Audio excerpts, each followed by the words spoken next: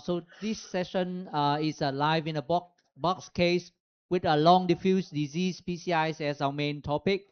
Um, so co-chair with me is Dr. Rosalie from CVS KL, Singapore, Malaysia, and we have a panelist of Professor Yeo KK from Singapore, Dr. Hoàng Văn from Hanoi, Dr. Anfazir Omar from Malaysia, and Dr. Frankie Tam from Hong Kong. So let's start the session with the lecture from Dr. Rosalie. Long diffuse coronary artery disease, is there any optimal approach? Thank you very much, Hui. Um, Congratulations for the second SIF. So I don't really have any conflict of interest to this lecture, but when this is a definition what is diffuse coronary artery disease, they tend to be long, more than 20 mm, and really inside the plaque, there's actually different plaque composition within the lesion itself.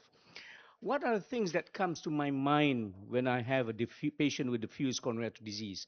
Firstly, the patient characteristics, they tend to be diabetics, especially in our parts of the world, females, familial hypercholesterolemia. Then the lesion itself, they are more complex. They tend to, of course, long lesions, different morphologies. Then the vessels are tapered. You have got bifurcation of the side branch excess. No, and not uncommonly, they present with CTO. And it's the thing about diffuse disease is that it's very difficult to identify normal to normal lesions. That's a lesion that you want to treat, especially if you have to stents. You don't want to stent too long, isn't it?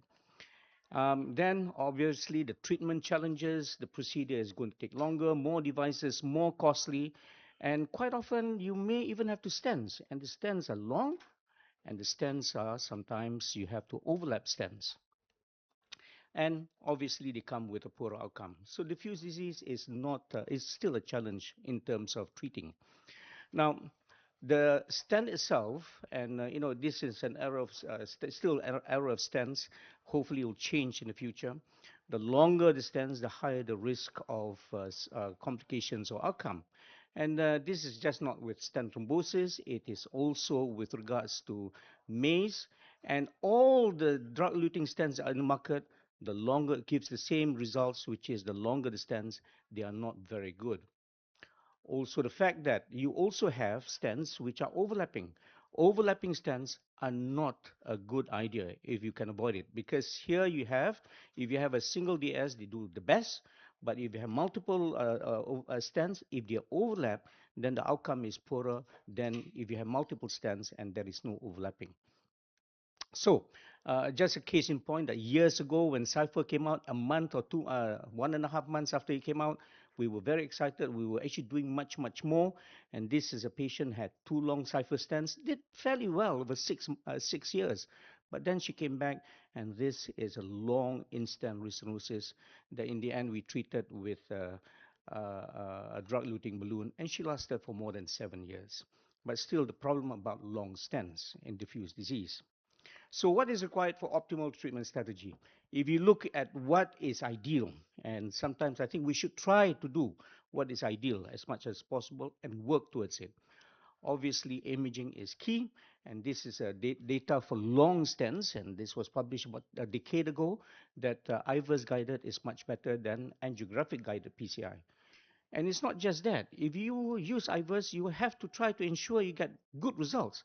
If you use IVUS in this case and your stent is not optimized, then the outcome is poorer than when you get stent optimization. So image it and then act upon it and to get as good results as much as possible. Now, this is IRIS-DS registry showing that actually if you have shorter stents and if you do the treatment well, there is no difference whether you use IVUS or otherwise. But once the stents are longer, more than 23 mm, then the difference is very clear. What is interesting in this IRIS-DS registry is that if you do IVUS guided PCI, whatever the stent length, at least in this registry, there is no difference. What made the difference is that if you don't use IVUS, then the longer the stent length, the higher that risk. What do we do, or how do we use the imaging, both either OCT or IVUS, the MLD max, which is very clear in terms of PCI planning, morphology, lesion length, diameter, vessel, then it gives you the strategy and the device that you are going to choose. And post PCI, looking at optimization of treatment, especially in particular if you use stent, is with looking at medial dissection, position, and stent expansion. So what is new in the treatment of diffuse CAD? I think what has, if you look in last couple of years, what is being discussed about is actually the pullback pressure gradient. This is in the case that if you have lesion, you use an FFR, you give adenosine for hyperemia, and then you pull back. And then from here, you can actually divide the lesion to either focal or diffuse disease. And this is focal disease on the right side is when there is a sudden drop in FFR. So that denotes focal CAD. Whereas the diffuse CAD is that there's a gradual reduction of FFR from proximal to distal, and you can't really see a sudden drop. And this is a diffuse CAD, and obviously it can be a combination of both. What is the importance of knowing diffuse CAD?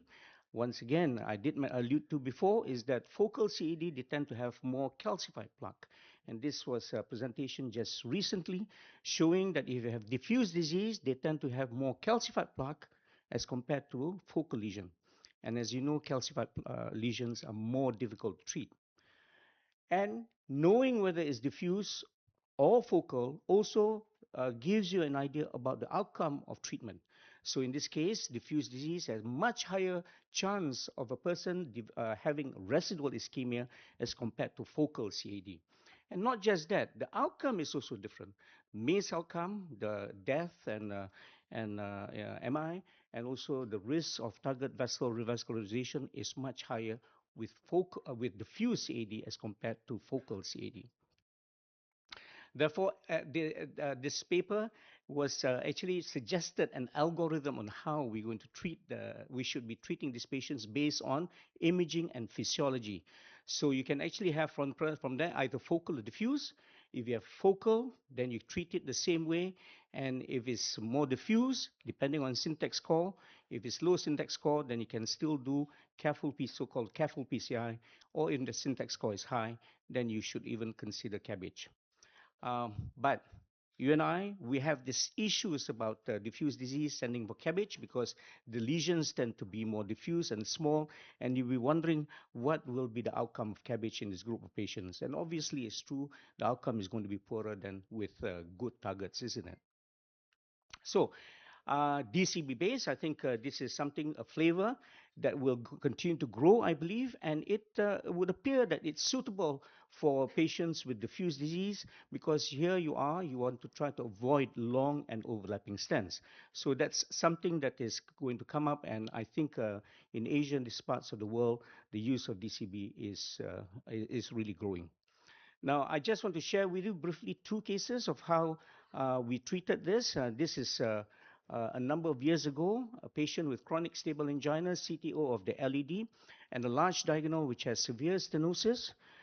This was crossed and pre-dilated with a 2.5 mm balloon. The results was quite favorable. You can see the TIMI flow has improved. Diffuse disease until the distal end. We treated the distal lesion with a drug-coated balloon. And the proximal had some dissections, and this was a couple of years ago. So we treated that in a hybrid fashion, stented the proximal LED and also the large diagonal and DCB, the distal vessel. And here you can see post-procedure, the flow is good. The distal vessel, of course, obviously DCB is not going to give you as good results, immediate good results as compared to the stents. And this was restudied about 9 months later, and this was about 4 years prior. And you can see that the vessel has actually grown. Index procedure and 9 months follow-up. So still very good, both the stents and the DCB arm. I've made a lot of change in the way that I practice, and this is how I try to do a PCI nowadays for every lesion, if it's possible and indicated. This is a patient who had a fairly acute occlusion of the LED with a diagonal 1 and 2 and a proximal LED which is disease.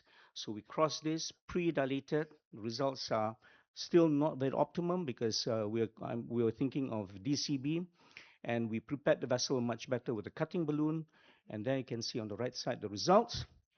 So we treated this with two DCBs, long DCBs, in the proximal to mid LED. The diagonal 1 and 2 were treated with cutting balloon, and subsequently were treated with DCB. And that was the final results after. Some dissections only mild. This is clearly type A dissections, and the results is good. The flow is good. And that was the final results.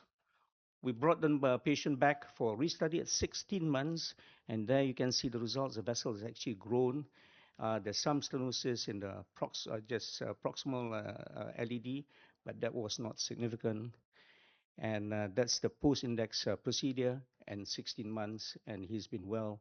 His LDL was about 10, and with the current medication, LDL is about 1.2.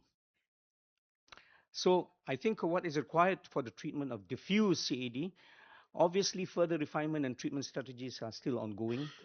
It is still a challenge. We need to think carefully about how we are going to treat these patients. Remember, we are not treating lesions, we are treating patients. So obviously, all these things has to come on, not just get immediate good results, but you're talking about long-term results. Physiology assessment with pullback pressure gradient is interesting, is something still very new. So we need to assess how it deals with, from the practical point of view in a clinical setting. The machines now are quite fast in terms of giving our results. Imaging, I still believe is key, even though there's lots of centers that do not have it. We should be thinking about doing more imaging. Good aggressive vessel preparation, because I feel for long lesion, long diffuse lesion, we should be thinking about DCB or DS in a hybrid fashion, as the first case I showed you about. And quite likely we are going to end with hybrid way of treating these patients. Bypass if there is no other options. Thank you very much, ladies and gentlemen. Thank you, Dr. Rosalie, for an excellent lecture regarding diffuse disease.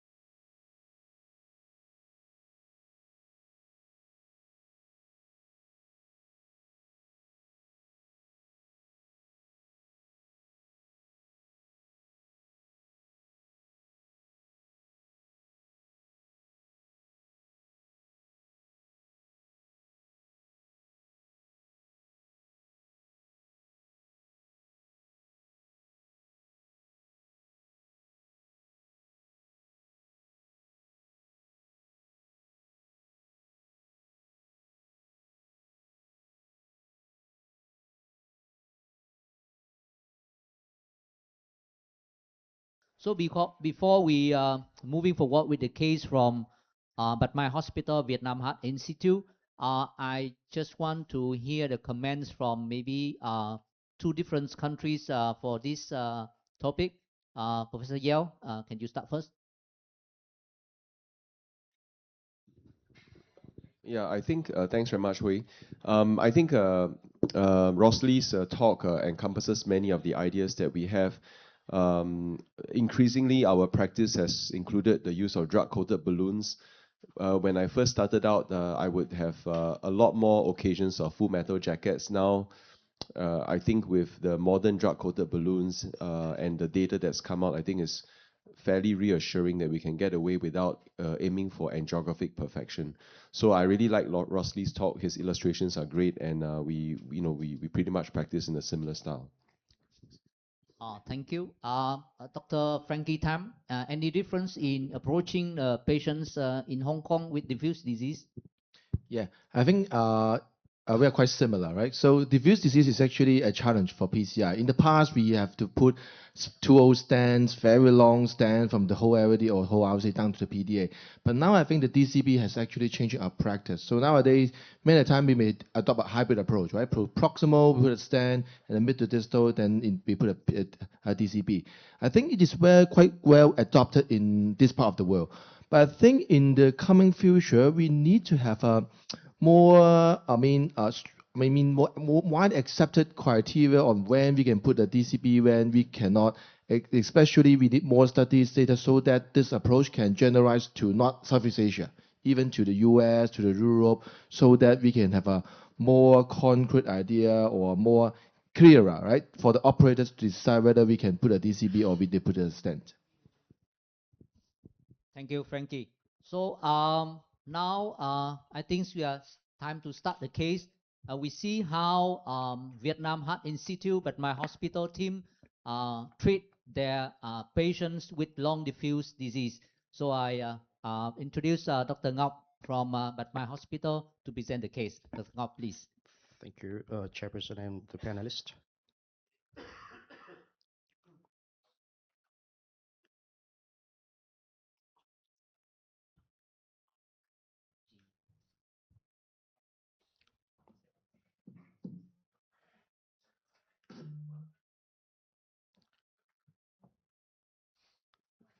So with the sounds.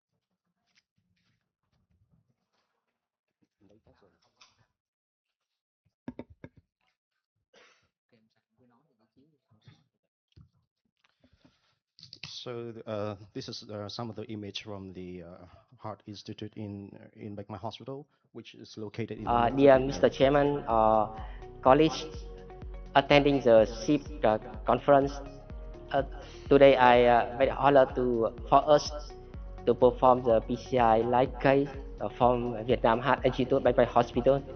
Follow me to introduce my team. Next to me, the Dr. Thuan and Dr. Ngọc and Dr. Hao, and two technicians, Mr. Dang and Mr. Hui. And Dr. Ngọc is present of the case. So we have nothing to declare for the conflict of interest. This case, we have a female patient with at the age of 79 years old, and she has a past medical history of hypertension and type 2 diabetes. And she presented in the hospital 1 month ago for non-STEMI, and we fixed her RCA with one stent. And now she presented with chest discomfort, and the troponin T is mildly elevated, which is 21.3, and EGFR is around 49. And she has heart failure with preserved EF, which is around 68%, and the ECG is normal. So here we have the angiogram of the right coronary.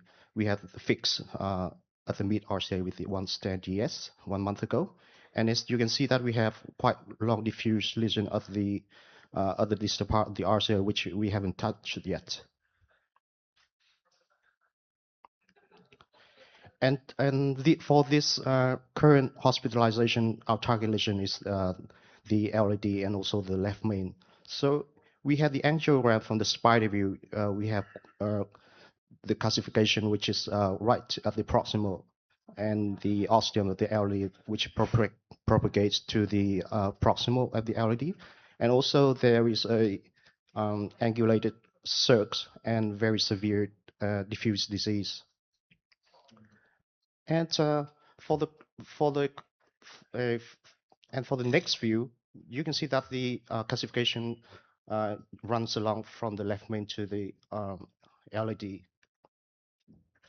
And for the cranial view, there is very severe calcification as also very angulated vessel.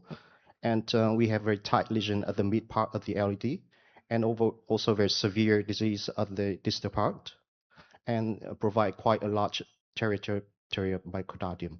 And we had the first diagonal, which looks like subtotal occlusion, and also calcified right at the ostium of the diagonal of the first one.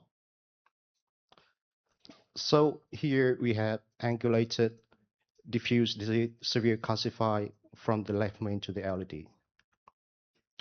So we like to hear the plan from the panelists. We tried which approach: sheath side, guiding catheter, wire microcatheter, intracoronary imaging, ball and rotor, please. Okay, so thank you very much for the introduction of the case. Certainly a very challenging case. But before we go and ask about the plans from the panelists, I just want to find out from the panelists in terms of the calcium modification that we're going to do. It's, as you say, angulated and some aneurysmal dilatation. What would be your choice? So would you think about atherectomy or just balloon first? KK, start from you. This is a nasty case, and if you look at the amount of calcium there, I think you won't be able to have a good, or rather it'll be a lot more painful if you didn't rotor-blade.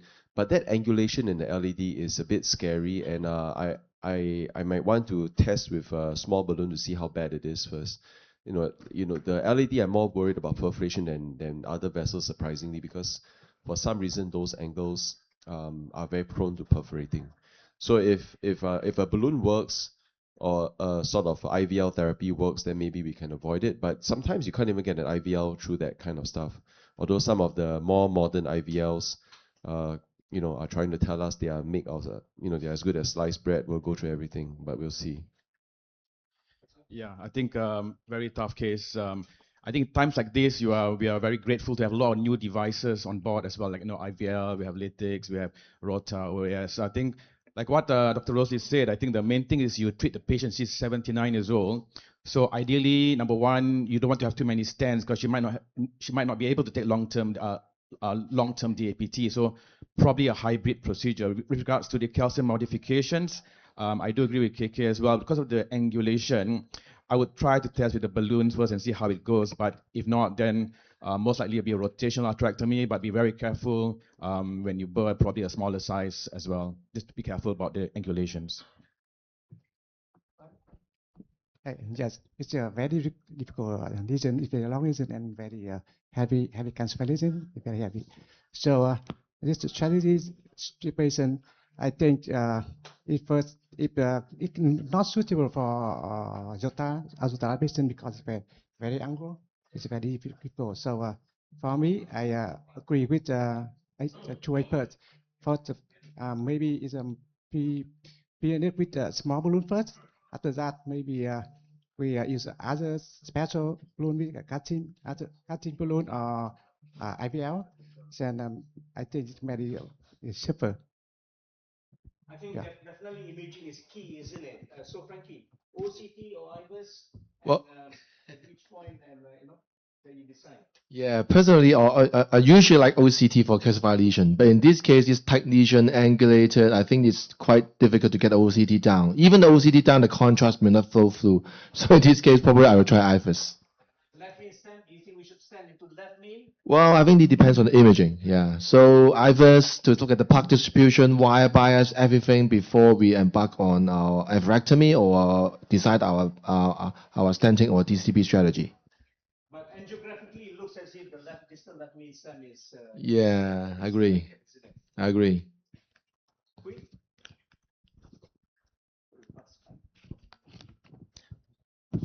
Yes, I think imaging is key in this kind of our approaching if we have to treat this patient. But I have to say that this is the patients that I hate to be faced in the cath labs. Yeah, because whatever you do for the patients, definitely they will come back with you.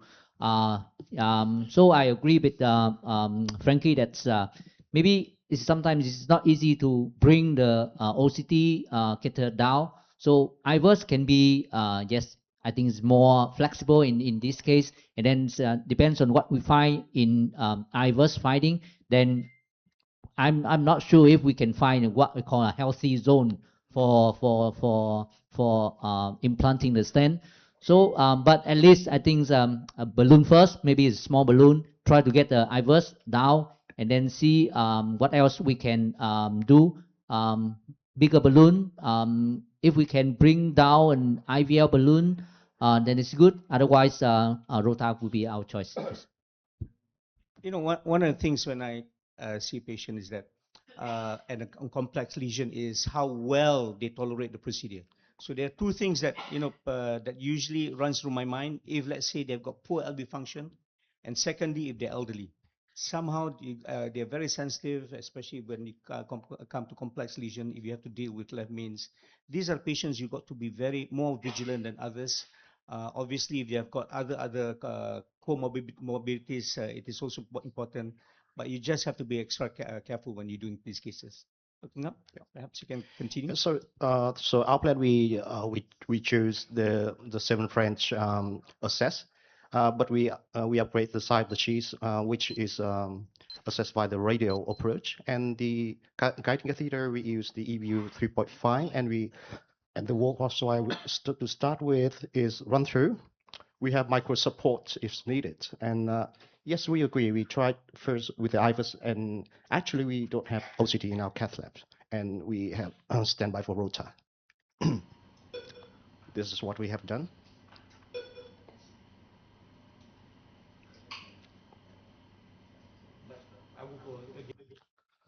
So we passed the guide wire, which is the run through, but with a little bit of difficulties. No micro support is needed, but the IVUS catheter was not able to cross the lesion. So uh, fortunately, we did follow the panelists' ideas.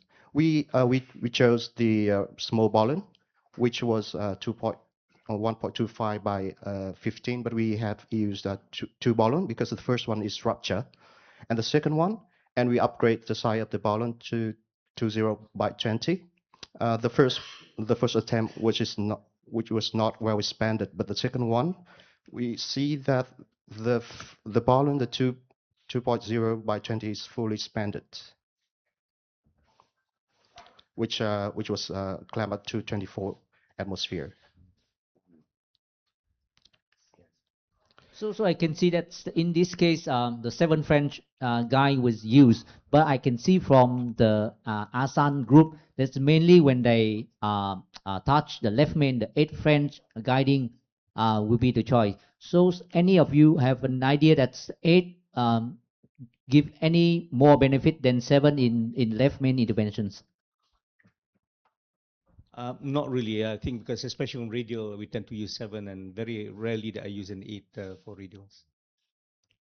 Yeah, agree. And I saw that last video on the bottom there, and it's usually quite scary when that thing happens, right? And you see it pops. Yeah.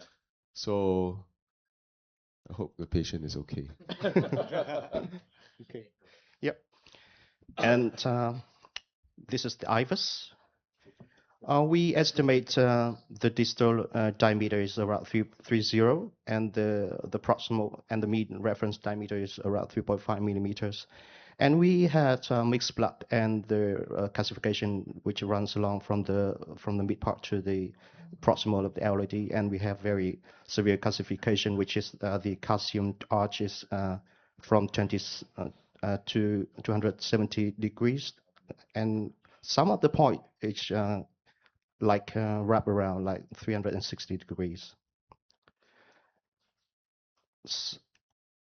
And then this is the IVUS from the IVUS. So what's the strategy for calcium modification? We use NC Bolin only, cutting, scoring, or IVL? Please, from panelists. Right. So if you had a look at the angiogram and had a look at the IVUS, do you think there's enough cracks for us to continue with just high pressure balloon and then think about stenting or DCB? Frankie, from your side? Yeah, so I think when we see the IVUS, it shows us most of the calcium already have fractures and crack inside it. I would say it's acceptable. And of course, we can also decide whether we may need IVL, scoring, cutting, or even a road ablation. Or atherectomy, the good thing is we can do debulking. So in the IVUS, we can also observe the wire bias, right? Whether the wire bias is favorable, that debulking may be dangerous or not. It seems that the wire bias is still also acceptable because most of the time the wire are touch closely with the calcium.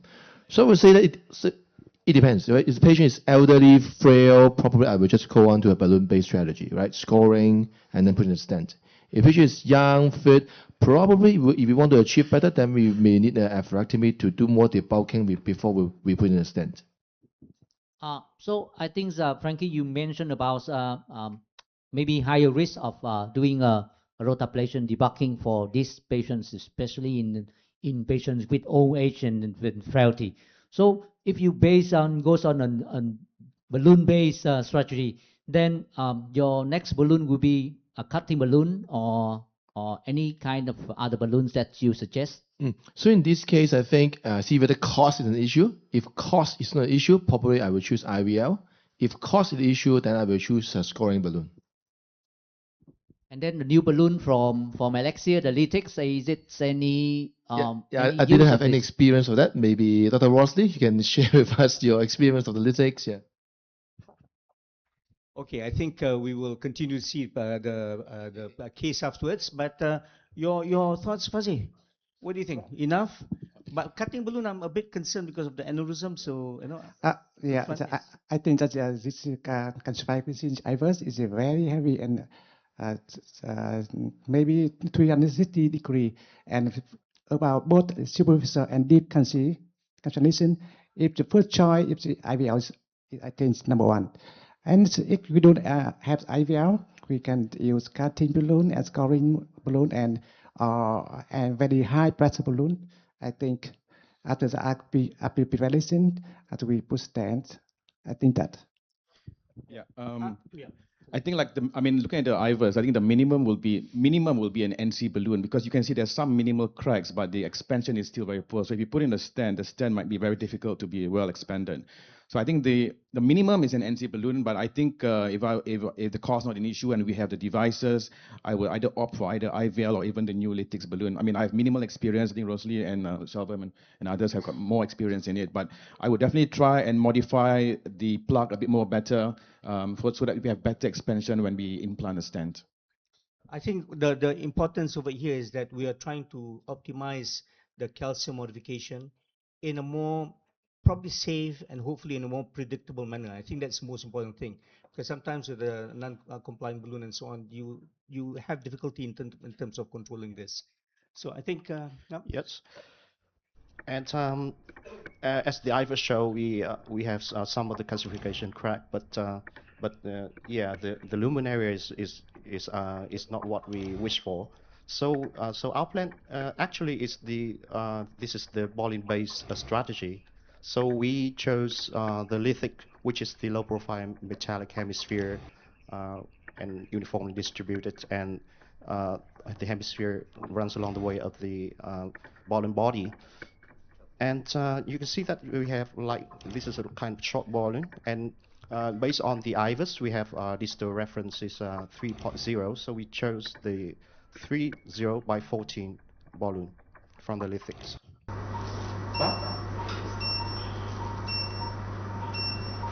And this is the Boolean that we have used.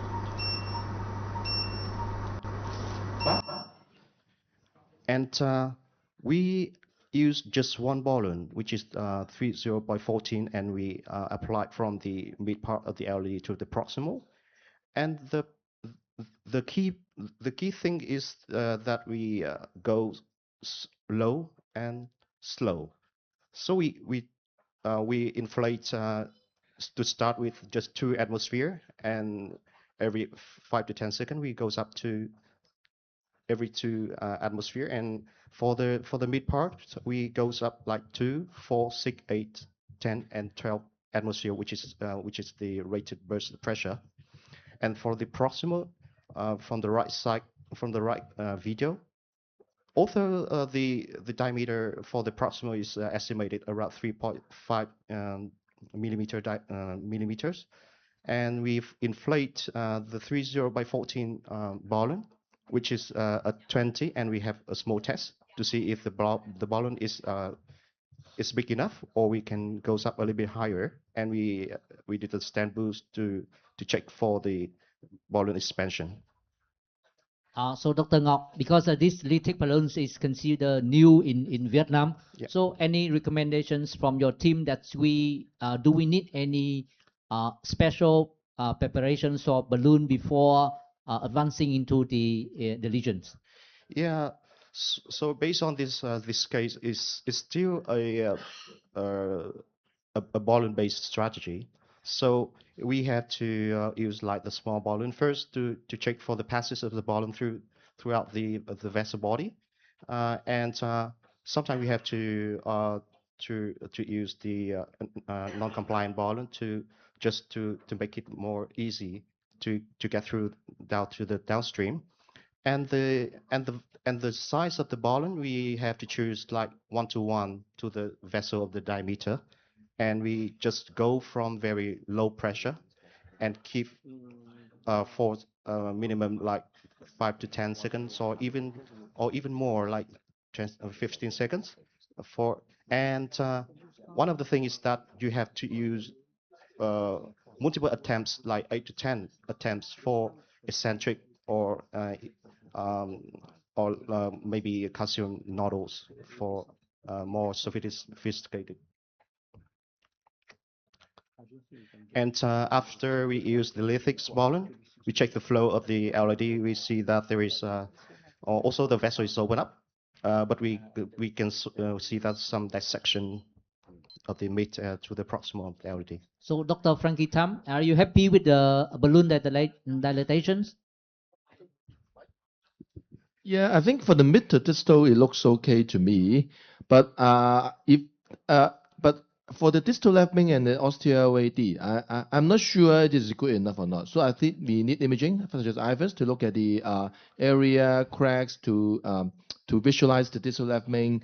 And also the proximal AD. Because actually from previous IVUS, we know that at that area, the calcium is very thick and quite concentric, 270 to 360 degree. So I think that area, if you want to tackle the left wing and proximality, then we may need to do more there. But for the mid to distal, it seems it's okay to me. Yeah.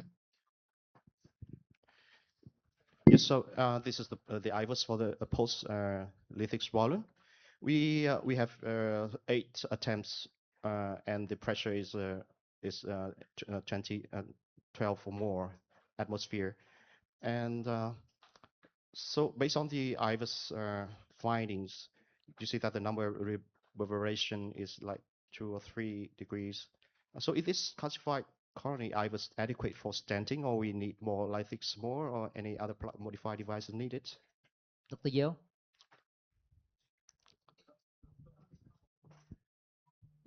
I think for some of these cases,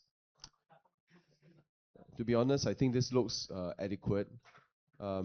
Again, depending on the patient and how much more you want to achieve with this kind of cases, one may accept that the result. The IVUS for the left main, um, let's see.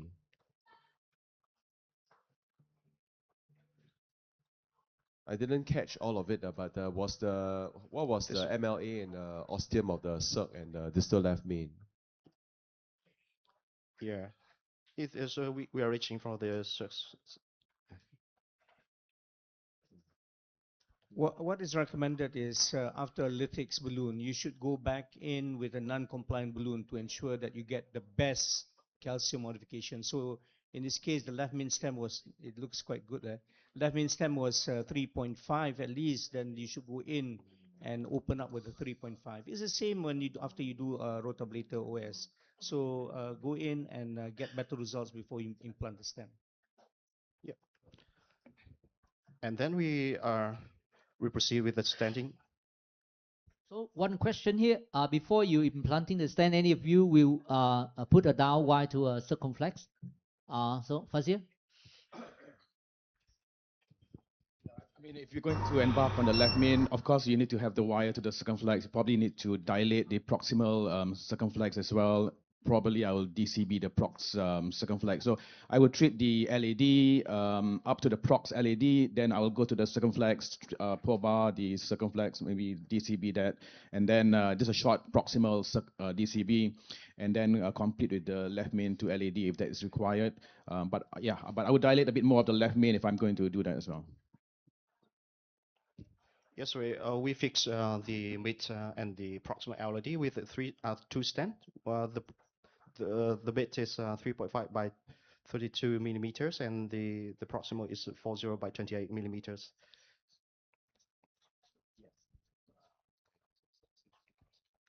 Okay. The only thing is, if you know about dynamics, I mean, Vietnam uses more dynamics than other countries in Asia, I think. So you've got more experience with it.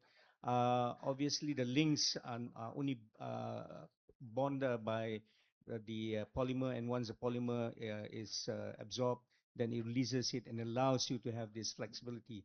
And the only thing which is the thing which is good about Dynamics is that it has got a mortality data favoring it over Onyx in for LED. So I believe that that's quite compelling.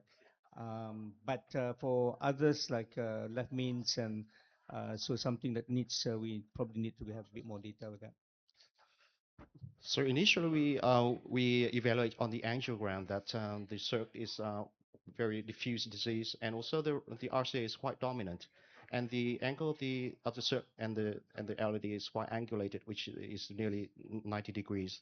So so we decide to go straight forward to stenting the left main to the LAD. So it means that you didn't wire the circumflex. Yeah, that's a problem. So the stand for the left main to the proximal LAD is 40 by 23, which is 14 atmosphere, and then this is the problem. We got the compromise of the surge, and there is some of the times no flow, and there's slow flow of the surge. So let me ask, Dr. Van, will you rescue circ now? Yes, of course. Because you can notice after stenting mid LED, we see flow in as complete is TB2. So we must rescue in this situation. So. The problem is that if you see the origin of the silk, it's not easy because it comes from a different origin, isn't it? It's not fairly straightforward. I think it's going to be quite a challenge to try to wire that. I mean, also the other thing is the talking about branches as well. Look at the diagonal. So I think I was just looking at it just now whether we could have done a hybrid approach for her because number one, it's going to be a very long stand. She's 79 years old, a lot of metal. So I think maybe if the dissection was not so bad after latex, maybe a hybrid would be better. Number one is you can see the diagonal flow is also compromised, the circ flow is compromised. So sometimes we prefer hybrid for especially elderly patients. Yeah. And here, and one of the modest question is that what is the most appropriate that cause cyber compromise?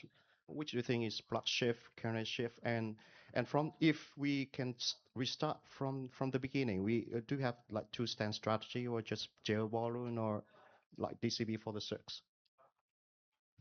Yeah.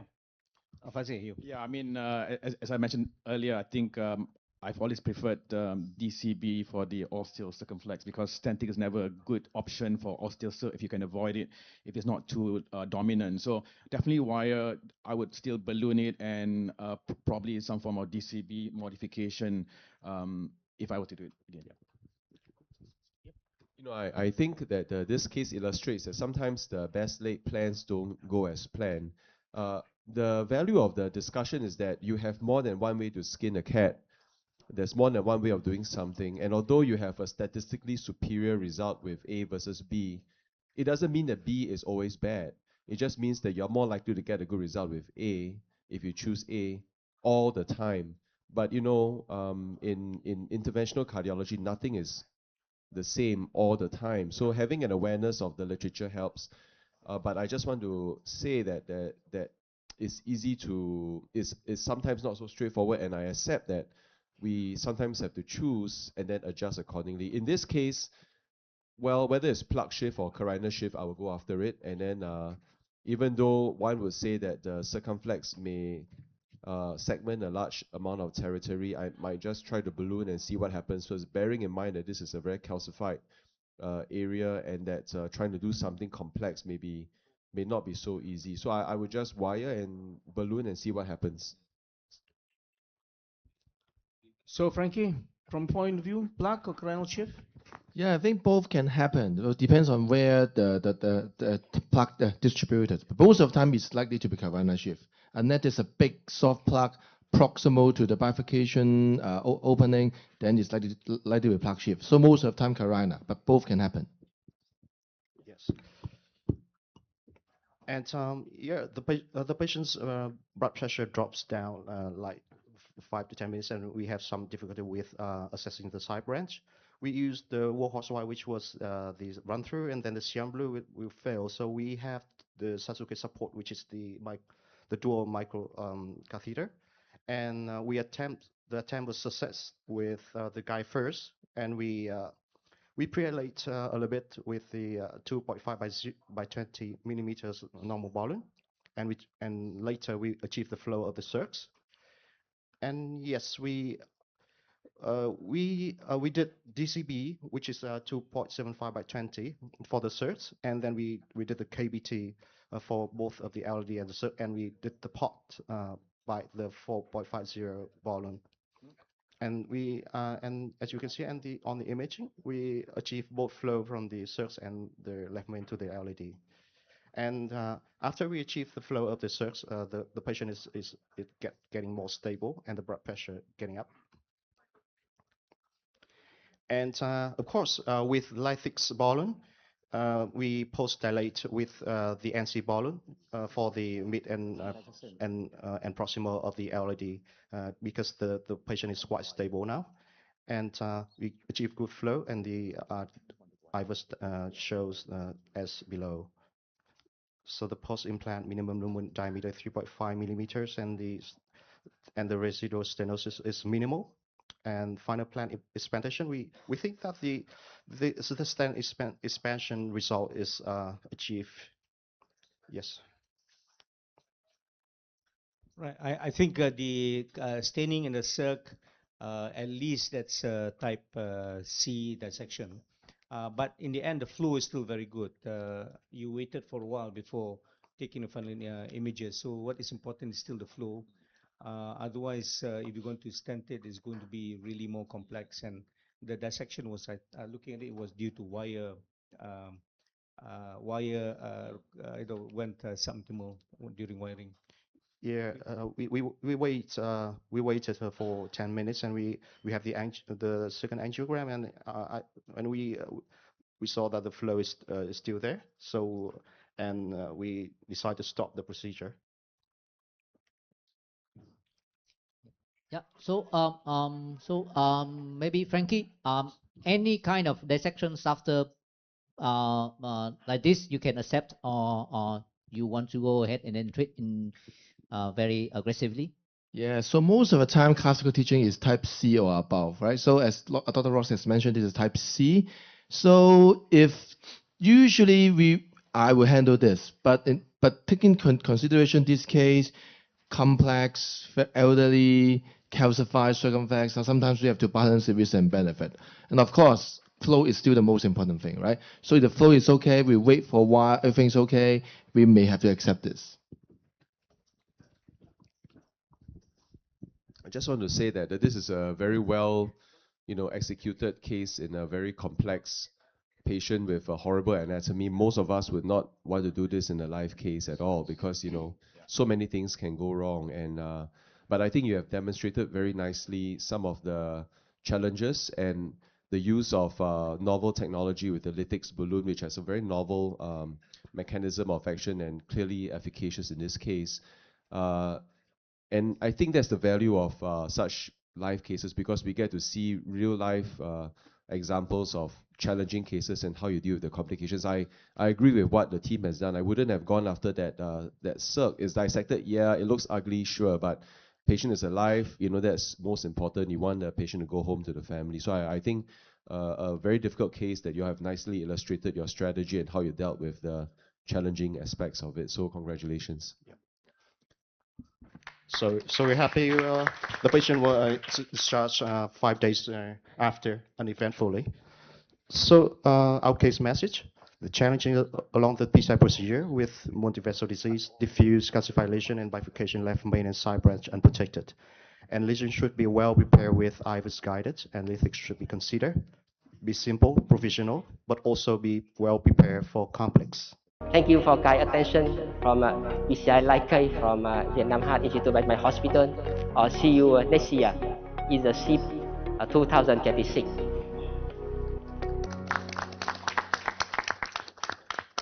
Dr. Ngap, thank you very much. So I think that's the importance of treating calcified lesion. Again, for in terms of with special regards for imaging, I think it is very important because we're dealing with two important aspects, a couple of important aspects in this case: calcified lesion. Therefore, the planning of the treatment, left main stem. I believe left main stem you should image, unless of course you can't. And the thirdly is a long lesion, and therefore the plans in terms whether you can actually do a hybrid procedure and reducing the amount of stent in a vessel. Special regards to lithics. The lithics is a mechanical IVL. It's as I was just sharing with Prof. Yo, is that it's a bit different. It's like a focus in the sense. The difference is that the pressure, because the normal cutting balloon, scoring balloon and non-compliant balloon, it depends on the pressure. So you inflate, the higher pressure, the higher the force onto the lesion.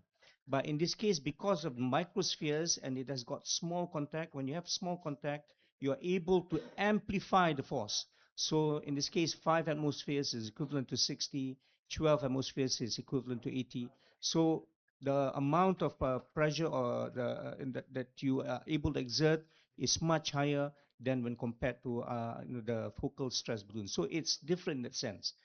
And you don't have to have any outside energy or source. It's just a plain balloon.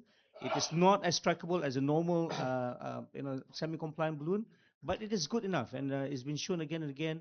If you pre-dilate it with a smaller balloon, you don't have to go high pressure. You can deliver this lytics balloon quite comfortably, and you can inflate as many times as you can, as long as you understand the limitations. And for not just one vessel, you can go for 2 vessel. as long as sometimes it depends on the angle and so on, and you can do multiple inflations. Anyone, Fazeh? You've done enough? Yep. Why don't you close this? Thank you. Okay, thank you, Dr. Rosalie. On the panels, we have an interesting case with lectures from Dr. Rosalie, how we can approach diffuse disease. And then after that's a really exciting case from Vietnam Heart Institute team that they have did very successfully. So thank you, and we close this session.